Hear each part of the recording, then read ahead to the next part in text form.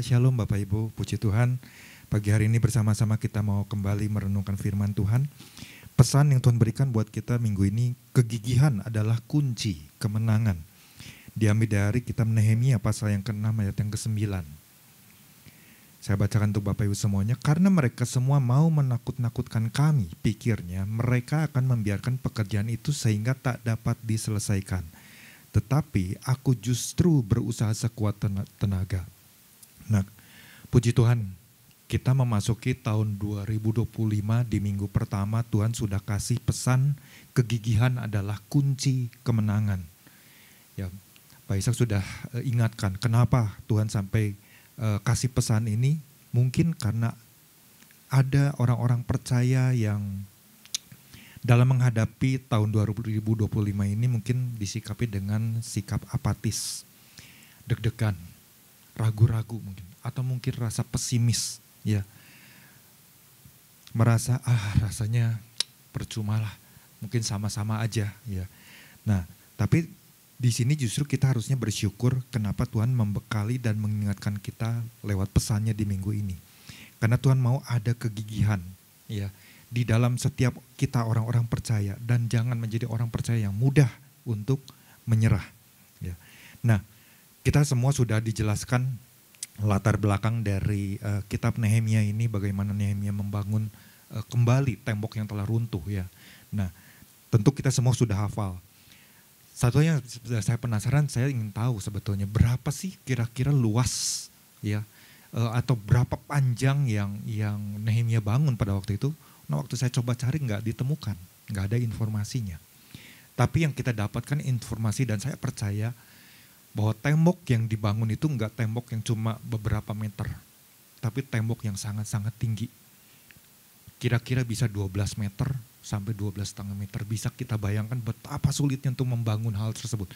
Dan bukan tembok yang cuma tebalnya cuma mungkin sekitar 25 sampai 30 cm, tapi tebalnya 2,5 meter.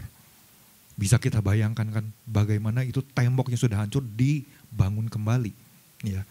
Nah, kalau kita kembali, saya baca kembali pesan Tuhannya yang buat kita untuk kita ingat inti pesannya. Tuhan ingin semangat atau sikap gigih dan pantang menyerah yang ditunjukkan Nehemia dan kaum Israel, ya, yaitu kawan-kawan dari Nehemia ini, juga dimiliki oleh kita sebagai orang percaya. Memasuki tahun yang baru ini Tuhan mau kita level up, ya. Apa itu artinya? Sudah dijelaskan oleh Bapak Ngabala. Artinya meningkatkan kualitas semangat kita lebih dari tahun sebelumnya. Artinya di sini kita diingatkan jangan memasuki tahun ini dengan sikap lesu. Tuhan mau kita bergerak dengan suatu persistensi, karena tahu ada perkataan Tuhan yang penting yang Tuhan berikan buat kita. Nah, ada 2 poin yang Bapak Gemal sudah sampaikan.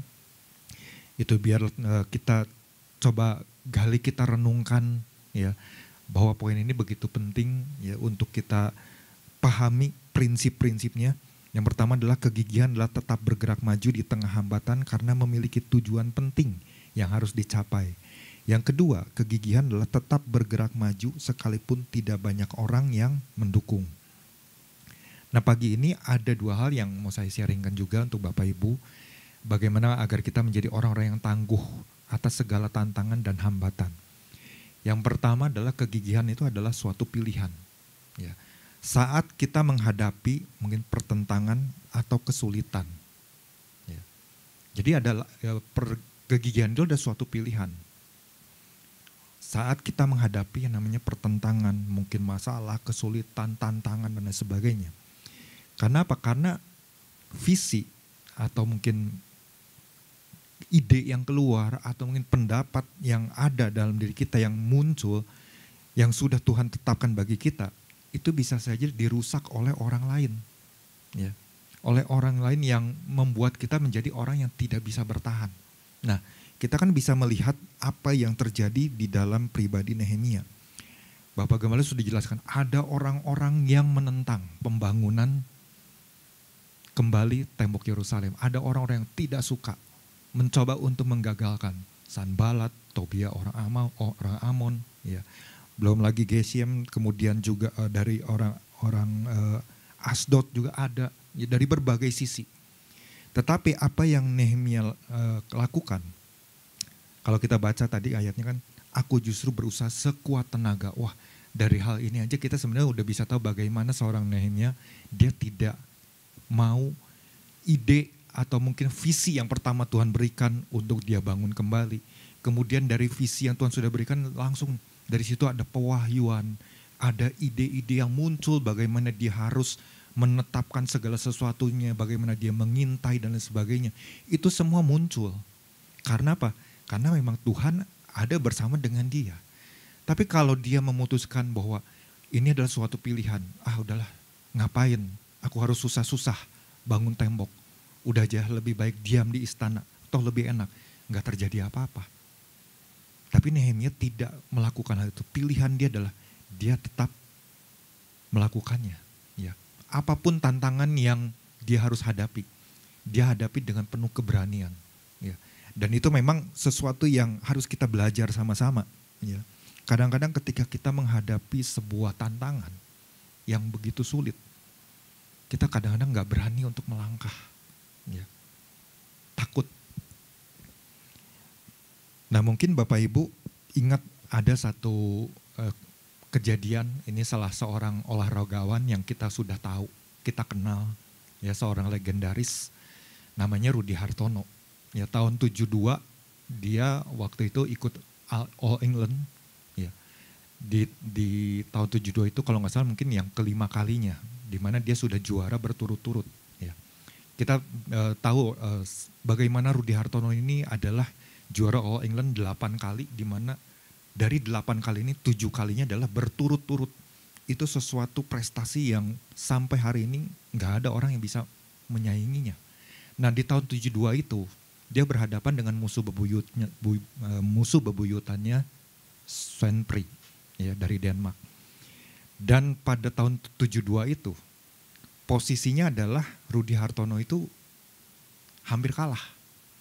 Karena apa? Di set yang kedua, itu angkanya itu udah 1-14. Saya bisa merasakan bagaimana ketegangan, bagaimana rasa percaya diri yang mungkin bisa hilang, semangat yang tiba-tiba tenaga kayaknya udah kehilangan kalau posisinya udah seperti itu. Karena saya pernah belajar ya main bulu tangkis, 1-14 kalau kita mau ngejar mungkin 4-5 angka aja, wah itu udah rasanya bersyukur. Tapi bagaimana seorang Rudy Hartono tidak mengenal kata menyerah. Dia dengan gigih dia melakukannya. Dan itu adalah sesuatu yang sulit, kondisi yang sangat sulit. Ya, nggak mudah. Karena apa? Dia harus mengontrol tenaga, dia harus mengontrol pukulan, dia harus punya keyakinan bagaimana menempatkan bola dan sebagainya. Dan sampai akhirnya bisa terkejar dan bahkan memenangkan pertandingan. Itu sesuatu yang gak mustahil. Apa yang menjadi kekuatan dia? Pada waktu itu dia berkata begini. Pada waktu itu Ferry Sonofield, ya, yang juga adalah mantan juara All England, adalah orang yang melatih Rudy Hartono. Dia mengatakan begini kepada Rudy Hartono, jangan kamu terpengaruh pada apa yang dilakukan oleh lawan. Musuh itu, Sven Pri itu adalah orang yang banyak gaya. Ya, kadang-kadang mengintimidasi dengan gaya dan gerakannya dan sebagainya. Ya, membuat kadang-kadang musuh bisa ciut. Tapi dikatakan seperti itu, jangan kamu terpengaruh pada apa yang dilakukan lawan. Jangan peduli pada angka dan taktik yang dikembangkan lawan. Dan Pak Ferry ini, Rudy katakan, minta supaya saya memperhatikan permainan saya sendiri. Saya diminta berkonsentrasi pada apa yang saya lakukan, saya harus melakukan yang terbaik. Dan itulah yang dia lakukan. Sampai akhirnya dia bisa memenangkan pertandingan. Ya. Nah, dari hal itu, lewat poin ini, sebetulnya kita bisa belajar. Ya. Kenapa kita harus punya satu pilihan, ya, pilihan untuk menghadapi setiap tantangan, setiap kesulitan. Karena di situ kita dibutuhkan yang namanya keteguhan hati. Waktu kita memutuskan, ya saya mau menghadapi yang namanya tantangan atau pilihan. Waktu kita sudah memilih yang namanya tantangan, pertentangan mungkin, masalah, kesulitan, maka kita harus punya yang namanya keteguhan hati. Kalau keteguhan hati ini masih goyah, ya, ntar bisa ke sini, ntar bisa ke sana, ya, akhirnya nanti menyerah, itu namanya bukan keteguhan hati. Ya. Makanya dibutuhkan yang namanya persistensi, kegigihan. Ya. Di dalam keteguhan hati ini, ya, persistensi yang harus kita jaga ini, kita bisa mungkin belajar dari sesuatu. Ada 3 hal yang mungkin kita bisa belajar. Yang pertama, mungkin pengalaman. Pengalaman bisa menjadi salah satu guru, ya. Salah satu guru untuk bagaimana kita bisa menghadapi tantangan tersebut. Ya. Saya pernah ngalami satu masa, ya pernah ngalami satu pengalaman yang pengalaman itu kan bisa pahit, bisa manis. Ya. Pengalaman yang pahitnya apa? Pernah nggak naik kelas. Kenapa? Karena saya banyak main daripada banyak belajar. Malas untuk belajar. Karena apa? Pada waktu itu nggak memahami dengan benar. Kenapa sampai orang tua harus menyekolahkan, mungkin di sekolah yang terbaik dan sebagainya. Rasanya udah males. Ya. Karena pada waktu itu kan pindah dari sekolah yang lama ke sekolah yang baru, suasana baru itu sepertinya tuh bagi saya pada waktu itu, aduh sesuatu yang berat. Jadi males. Ya. Saya nggak menyadarinya. Tapi lewat pengalaman tersebut, saya belajar sesuatu. Oh ternyata saya sudah menyia-nyiakan waktu 1 tahun. Saya sudah menyia-nyiakan mungkin orang tua yang sudah bersusah payah membayar uang sekolah walaupun pada waktu itu nggak terlalu besar. Tapi kan pada waktu itu mungkin bagi kita sebagai anak-anak, kita merasa uang mungkin 20.000 itu cukup mahal. Ya, cukup mahal pada waktu itu. Nah, saya sudah menyia-nyiakan. Ya. Sampai ini saya belajar, oh iya, dari pengalaman itulah saya harus memperbaiki diri saya. Tapi ada juga kan lewat pengalaman kadang-kadang karena kegagalan, karena lain sebagainya, orang jadi takut untuk melangkah. Takut untuk melakukan apa-apa. Ya, udah gak mau. Ya. Merasa udah pesimis dulu. Udahlah, jangan lakukan lagi. Rasanya begitu sakit hati karena kegagalan. Ya. Karena mungkin ada ejekan atau hal-hal buruk yang dialaminya. Orang menjadi gak mau maju. Ya. Nah, ini juga kan yang sebetulnya bisa saja terjadi buat seorang Nehemia waktu menghadapi yang namanya Sanballat, Tobia dan lain sebagainya. Tapi Nehemia nggak melakukan hal tersebut. Nah, Bapak Ibu kita belajar satu hal dari satu tokoh yang kita sudah sangat hafal, ya kisah ini dari tokoh yang namanya Daud. Waktu bagaimana orang-orang tentara pasukannya dari pasukannya Israel yang dipimpin oleh Raja Saul itu kan begitu mengalami rasa takut, ya rasa takut karena koar-koar dari Goliat membuat mereka takut. Tapi apa yang Daud coba yakinkan kepada Raja Saul adalah salah satunya adalah pengalaman. Pengalaman bagaimana dia bertempur bukan melawan manusia, tapi dia melawan hewan-hewan yang buas, beruang, singa. Ya. Itu hewan yang enggak mudah untuk dihadapi oleh manusia sebetulnya. Ya. Karena usia dia pun ya masih remaja dan itu dia sampaikan. Dari pengalaman itulah ya bagaimana dia dengan menggunakan tongkat dia membunuh seekor singa, seekor beruang yang menyerangnya. Hanya untuk menyelamatkan 1 ekor mungkin kambing atau domba. Ya, itu kan hal yang luar biasa. Kemudian dia juga setidaknya lewat ancaman dari singa atau juga beruang, dia melihat bahwa hal itu jauh lebih besar daripada mungkin koar-koar dari seorang Goliat. Nah, itulah yang membuat pengalaman dia itu menjadi dia orang yang tidak takut. Ya. Tidak takut dalam menghadapi musuh. Berbanding terbalik dengan pasukan orang-orang Israel ini. Ya. Dan Daud mampu mengatasi rasa takutnya. Ya. Dan inilah yang menjadi pengalaman yang dia sampaikan kepada Saul. Mungkin sebagian orang akan menertawakan, ya lu cuma ngadepin binatang, ini kan raksasa. Ya. Tapi buat Daud nggak gentar. Dia tetap punya sebuah keyakinan yang teguh, hati yang teguh bahwa dia akan tetap menghadapinya. Ya. Karena apa? Karena dia sadar dia berjalan bersama dengan pribadi Tuhan. Ya. Nah ini juga yang dialami oleh seorang Nehemia. Ya. Mungkin kita berpikir, loh kenapa Daud bisa mempunyai satu keputusan seperti itu? Kadang kan banyak juga kadang-kadang kita berpendapat, oh karena Isai orang tuanya nggak baik. Isai mengabaikan Daud sehingga dia dibiarkan di padang untuk menggembalakan kambing dan domba. Tapi kalau kita mungkin renungkan kembali, ternyata bahwa seorang Isai, saya percaya Isai adalah seorang ayah yang baik. Sedang mengajarkan yang namanya sebuah pengalaman buat seorang Daud. Bagaimana kalau engkau menghadapi mungkin binatang-binatang yang buas, apa yang engkau akan lakukan? Apakah engkau akan lari ataukah engkau akan bertindak? Itu adalah sebuah pengalaman buat seorang Daud. Ya. Dan itulah yang dia jadikan satu pegangan untuk menghadapi musuh. Ya. Nah ada sebuah quote yang mengatakan gini, kegigihan tidak mendatangkan pengalaman, tetapi sebaliknya pengalaman justru menuntun pada kegigihan.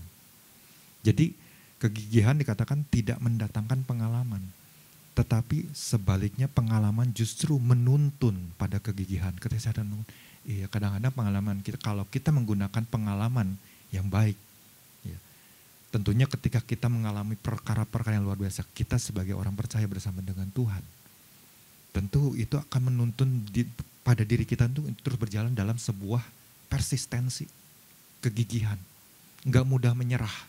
Ya. Itu yang pertama. Lalu apalagi, unsur-unsur apalagi selain pengalaman? Percaya diri. Kadang-kadang kan manusia itu seringkali nggak pede. Aduh disuruh begini, rasanya saya nggak mampu lah, saya nggak bisa lah. Ya. Padahal Tuhan sudah memberikan segala potensi di dalam diri kita sebagai anak-anaknya. Ya. Tapi kita kadang-kadang seringkali mungkin ada orang-orang merasa, enggak jangan saya lah. Ya. Bukankah Tuhan sudah menciptakan kita adalah pribadi yang serupa dan segambar dengan Kristus? Artinya kan ada kemampuan-kemampuan yang luar biasa yang ada di dalam diri kita yang harus kita keluarkan, harus kita aktifkan.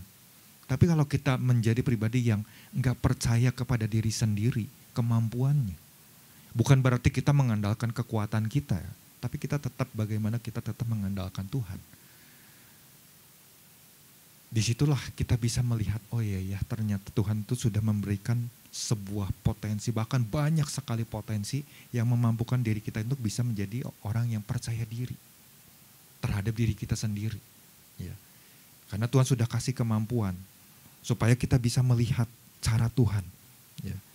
Nah ini yang Daud juga percaya bahwa bagaimana cara dia membunuh mangsanya, ya, dengan senjata yang dia miliki. Dia hanya menggunakan ketepel dan batu. Tapi hal yang jauh lebih dia percaya adalah dia percaya ada Tuhan yang menyertai dia. Hal yang sama juga terjadi di dalam pribadi dari Nehemia. Nehemia dalam menghadapi mungkin hal-hal bagaimana orang-orang ya yang mencoba untuk menakut-nakutkan dirinya, ternyata tidak membuat dia menjadi orang yang gentar. Tapi dia percaya karena ada Tuhan. Ya, ini yang luar biasa. Nah ini juga yang harus mungkin kita sebagai orang percaya hari-hari ini dalam menghadapi kondisi yang kita tidak tahu di depan sana. Kita juga harus punya satu sikap percaya diri. Jangan menjadi orang yang pesimis, tapi harus optimis. Ya. Dan unsur yang ketiga ya pasti kita harus percaya kepada pribadi yang namanya Tuhan. Di dalam Mazmur pasal yang ke-37 ayat yang kelima, di situ kan dikatakan serahkanlah hidupmu kepada Tuhan dan percayalah kepadanya dan ia akan bertindak. Tadi saya katakan Daud punya pengalaman, ya. Dia butuh kekuatan untuk mengalahkan musuh. Dan kekuatan itu nggak bergantung pada dirinya, tapi dia bergantung kepada pribadi Tuhan. Ya. Dia nggak bergantung kepada orang-orang, mungkin tentara-tentara yang lagi dalam ketakutan, tapi hanya kepada Tuhan. Ya. Bagaimana ketika dia sudah memberikan satu penjelasan kepada Raja Saul, akhirnya kita bisa melihat apa yang terjadi. Ya, fakta yang terjadi bahwa Tuhan menolong dia. Sama, Nehemia pun melakukan hal yang sama. Kemarin saudara Marbun juga sudah jelaskan, ya, di dalam Nehemia pasal yang ke-6 ayat ke-16. Bagaimana Tuhan sesungguhnya yang menolong. Ya. Artinya bagaimana seorang Daud dia begitu sadar. Dia harus percaya kepada siapa? Kepada perkataan mungkin orang-orang yang lagi merendahkan dia, termasuk kakak-kakaknya, termasuk mungkin Raja Saul, ataukah dia percaya kepada Tuhan? Dia memilih percaya kepada Tuhan. Enggak terdistraksi dengan perkataan-perkataan orang. Enggak terpengaruh oleh apapun. Ya. Dia tetap fokus kepada Tuhan. Dia katakan begini, Tuhan yang di dalam 1 Samuel pasal yang ke-17 ayat yang ke-37. Dia katakan begini, Tuhan yang telah menyelamatkan aku dari cakar singa dan beruang, dialah yang akan menyelamatkan aku dari orang Filistin ini. Itu sebuah keyakinan percaya dia kepada Tuhan. Dan itulah yang juga harus kita bangun. Ya, itu yang harus kita bangun. Karenanya mari kita belajar menjadi pribadi yang percaya. Ya, percaya kepada Tuhan bahwa Tuhan sudah beri kemampuan kepada kita semua. Maka kalau kita percaya kepada kemampuan yang sudah Tuhan berikan, kita harus lakukan apa yang menjadi bagian kita. Waktu kita lakukan apa yang menjadi bagian kita, maka Tuhan akan melaksanakan yang namanya kemampuan tersebut di dalam diri kita. Ya. Tuhan akan memberikan kekuatan, Tuhan akan memberikan daya juang, Tuhan akan memberikan semangat. Ya. Buat diri kita menghadapi setiap tantangan, setiap masalah, atau mungkin musuh yang mencoba mengintimidasi. Ya. Nah, itu yang pertama. Nah yang kedua, kalau kita renungkan lagi, kegigihan itu adalah sesuatu yang mudah dilakukan. Ya. Kegigihan adalah sesuatu yang mudah untuk dilakukan. Kalau, ya, apabila kita sebagai orang percaya memiliki pemahaman yang benar terlebih dahulu. Nah ini yang harus kita renungkan lagi sama-sama. Di dalam Nehemia pasal yang ke-6 ayat ke-9 disitu kan dikatakan, karena mereka semua mau menakut-nakutkan kami. Pikirnya mereka akan membiarkan pekerjaan itu sehingga tak dapat diselesaikan. Nah, kalau kita punya pemahaman yang salah tentang apa yang mereka lakukan, di mana mereka menakut-nakutkan diri. Di sini kan seorang Nehemia. Nah, anggaplah itu diri kita. Nah, apa yang kita harus lakukan? Kalau kita memiliki pemahaman yang salah, iya ya, musuh begitu kuat. Iya ya, wah, udah sekian banyak mungkin peringatan-peringatan yang disampaikan, kita bisa menyerah. Tapi kalau kita punya pemahaman yang benar, maka kita akan memutuskan, enggak, ini adalah sesuatu yang tidak benar. Makanya di sini bagaimana seorang Nehemia berkata, aku justru berusaha. Nah, ini kan sebuah tindakan berbalik arus. Mungkin arus yang lain lebih banyak, tapi dia seorang diri, dia melakukan, aku justru berusaha sekuat tenaga. Ini kan sebuah keputusan. Ini sebuah pemahaman yang benar. Ya. Bapak Ibu mungkin kalau kita masih ingat, kita dari kecil, ya, sebetulnya orang tua sudah mengajarkan sesuatu. Dari sejak mungkin kita bayi, kita kan nggak tahu apa-apa. Orang tua sudah mengajarkan yang namanya mandi. Betul. Di sini ada Marbun yang baru punya bayi. Ya, ada Bu saya yang punya cucu. Nggak mungkin orang tua membiarkan bayi dari sejak lahir, dari sejak lahir dari kandungan ibunya, mungkin ada bayi dan lain sebagainya, yang di rumah sakit membiarkan bayi ini nggak dimandiin, tapi dimandikan. Begitu dibawa pulang ke rumah setiap hari dimandikan. Bahkan, ya, Bapak Ibu yang pernah punya bayi kan, kalau udah dikasih susu kan kadang-kadang mulut bayi itu suka kita pakai kapas dengan air dibersihkan mulutnya. Itu lagi diajar apa? Untuk jaga kebersihan. Setelah mungkin anak bertumbuh, ya, mulai bisa ngomong, mulai bisa menggerakkan sesuatu, diajar untuk sikat gigi pelan-pelan. Oh, mungkin awalnya nangis, ya, marah, ya, nggak mau, ya, dan sebagainya. Bahkan mungkin ada anak-anak juga kan yang suka sulit untuk ayo mandi, ya, kadang-kadang harus dikejar-kejar dan sebagainya. Karena apa? Karena mereka nggak memahami sesuatu yang benar. Tapi mungkin setelah tahu, oh kenapa harus mandi, kenapa harus sikat gigi.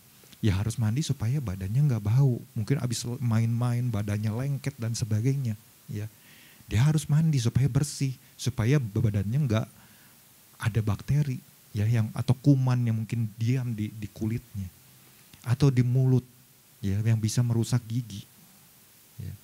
Nah, sama sebetulnya kita juga, ya, lagi SD mungkin Bapak Ibu ingat, guru pernah memerintahkan murid-muridnya, besok bawa yang namanya sikat gigi dan odol, ya. Nah kemudian kadang-kadang kan nggak ngerti, oh kenapa ya harus bawa sikat gigi, odol. Ya ternyata kita lagi diajar bagaimana kita harus sikat gigi, caranya, ya. Bagaimana kita menggerakkan sikat gigi tersebut dengan cara yang benar dan sebagainya. Ya. Nah itu kan menuntun sesuatu kepada pemahaman yang benar. Itu adalah contoh yang ringan. Kadang-kadang juga kan kalau misalnya kita belajar naik sepeda. Saya juga nggak ingat dulu waktu saya belajar naik sepeda, saya pernah jatuh apa enggak, rasanya pernah jatuh. Dari 4 roda, kemudian dicabut 1 jadi 3, supaya bisa menjaga keseimbangan sebelahnya. Kalau jatuh ke sebelahnya masih bisa tertahan. Setelah bisa, tahu-tahu diangkat satunya lagi, ternyata waktu 2 roda mulai bisa. Ya. Tapi kadang-kadang kan pernah jatuh. Nah orang tua saya kan dulu nggak pernah membimbing saya atau menjaga saya naik sepeda, enggak. Bisa sendiri karena bergaul dengan orang-orang di lingkungan. Dulu pegawai-pegawai dari papa saya, ya, yang membantu. Ya. Nah, lewat hal tersebut kadang-kadang kalau kita punya pemahaman yang salah, aduh kalau naik sepeda jatuh udahlah jangan lagi. Kita punya pemahaman yang salah. Kita nggak akan pernah berani naik sepeda di jalan. Kita nggak akan pernah bisa naik motor di jalan. Bahkan mungkin nyetir mobil pun di jalan kita menjadi orang yang takut. Tapi justru kalau kita sadar, oh iya ya ternyata dari sini kita berani lagi melakukan hal tertentu, ya, mungkin dengan cara yang lebih harus hati-hati, maka kita bisa melakukannya. Itu juga yang dilakukan oleh seorang Thomas Alva Edison kan, kemudian menjadi contoh. Kalau dia memiliki pemahaman yang salah, waduh, dengan ramuan seperti ini ternyata misalnya lampunya putus, gagal, udahlah, berarti ini semua resepnya udah tidak berhasil. Kalau dia punya pemahaman yang salah tentang hal tersebut, dia gagal. Tapi dia coba terus cari formula yang tepat sampai akhirnya bagaimana lampu itu bisa menyala dengan formula yang tepat. Ditemukanlah ya yang namanya lampu. Nah itu kan sesuatu yang kita bisa sama-sama belajar. Nah bagaimana dengan kehidupan mungkin di hari-hari ini setelah terjadinya pandemi beberapa waktu lalu. Ya. Orang mau datang beribadah aja masih mikir-mikir, malas, ya. Udah didorong-dorong dan sebagainya, dikasih semangat juga, nggak mau. Ya. Nah ini kan sesuatu yang harus kita sadari. Karena apa? Karena begitu pentingnya bagi setiap kita orang percaya untuk terus cari yang namanya Tuhan. Kita ingat pesan Tuhan di akhir tahun 2024. Ya, itu kan Tuhan ingatkan bahwa dunia ini sedang ada dalam kondisi temaram, remang-remang, kelam. Ya. Dan kita udah tahu bahwa sebetulnya dunia itu hari-hari ini sedang dalam kondisi yang gelap sebetulnya. Ya. Bahkan muncul isu ada lagi virus yang lain yang muncul. Ya. Yang bisa saja melanda kembali. Ya, seperti pandemi tahun 2019 akhir. Ya. Nah, kalau kita nggak punya pemahaman yang benar bagaimana kita harus terus cari Tuhan, maka kita nggak akan bisa melakukan yang namanya konsistensi dan juga persistensi. Tapi kalau kita sadar, oh iya Tuhan itu betapa pribadi yang sangat kita perlukan, maka kita akan terus cari Tuhan. Saya bersyukur ada fasilitas yang namanya doa pagi waktu pertama kali dulu di BRI. Sangat-sangat bersyukur. Ya. Karena disitulah saya dapat kekuatan, disitulah saya dapat pemahaman, disitulah cara pandang, cara pikir saya berubah. Dari yang tadinya 0, umur 36-an baru bertobat kalau nggak salah. Lembarnya kosong, nggak kenal Tuhan sama sekali. Tahu Tuhan cuma waktu Desember, 25 Desember mau Natalan, malam Natal datang. Apakah itu membuat saya memahami pribadi Tuhan? Enggak. Nah, bagaimana mungkin hari-hari ini dengan kita? Apakah kita punya satu kerinduan di mana ada satu pribadi yang Tuhan sudah janjikan? Tuhan katakan adalah lebih baik kalau aku pergi kepada Bapa. Karena kalau aku nggak pergi, maka penghibur itu nggak akan datang. Yaitu pribadi Roh Kudus. Apakah kita punya satu kerinduan nggak? Kita punya satu pemahaman yang benar nggak? Kenapa kita sebagai orang percaya perlu pribadi Roh Kudus? Mungkin sebagian orang hari-hari ini merasa nggak perlu tuh Roh Kudus. Gimana bisa tahu Roh Kudus dan lain sebagainya? Kadang-kadang mulai mengenyampingkan hal-hal tersebut. Tapi kalau kita sadar, kita punya pemahaman yang benar.